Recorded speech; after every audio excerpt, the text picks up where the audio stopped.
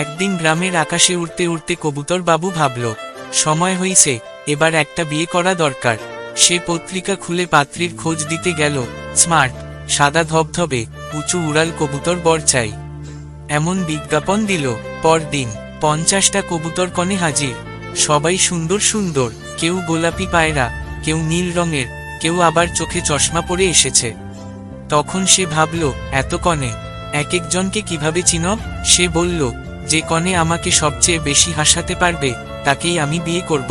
সে বলল, তুমি যদি আমার বর হও, প্রতিদিন তোমাকে বেছে বেছে পেঁপে খাওয়াবো। সবাই হেসে ফেলল, কারণ কবুতর বাবু পেঁপে দেখলেই পালায়। সে বলল, আমি রান্না করতে পারি না, কিন্তু হাওয়ায় উড়তে উড়তে খিচুড়ি বানাতে পারি। সব পাখিরা হো হো করে হাসে।